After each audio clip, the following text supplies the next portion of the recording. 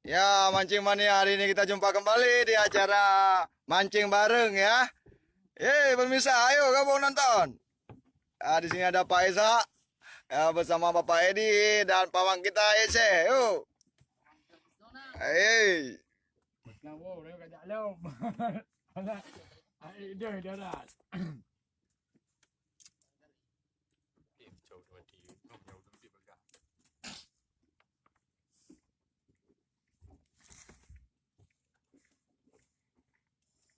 Yo, snack, oi.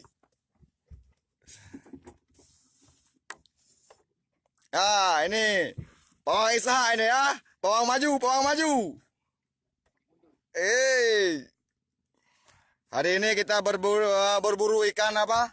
Ikan kerapu. Nanti jam 10 atau jam 11 baru kita berburu ikan cumi ya. Yes.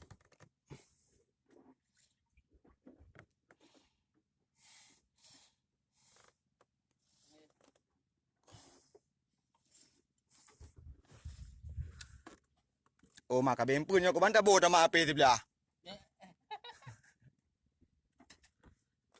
Putin di kawi di ikai dah yang tahi daripada duk dia.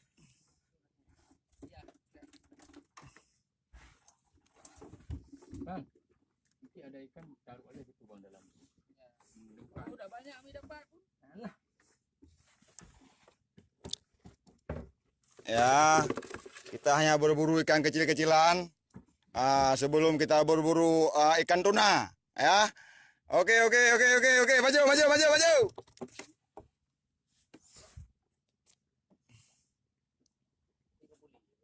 Oh, dah beli. Masuknya gerok. Emang kan. Mendalam itu kena.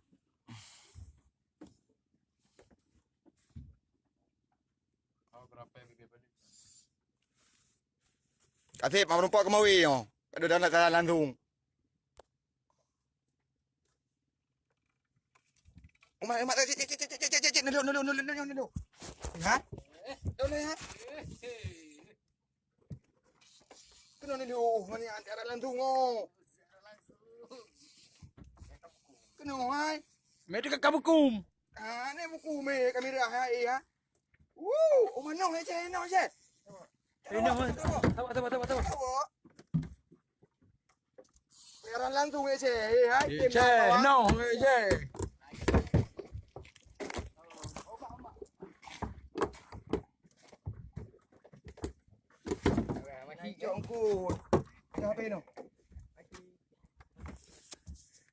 Ya, saudara pemirsa, Abi kembali mendapatkan ikan cumi besar. Wow, strike.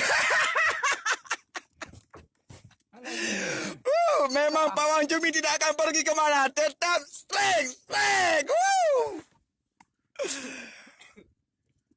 Mantap bro, mantap.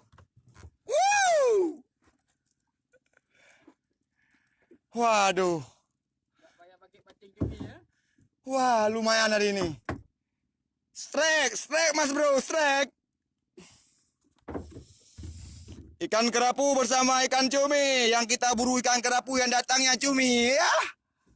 Mungkin inilah yang namanya rezeki. Oke, sekian mas bro. Assalamualaikum.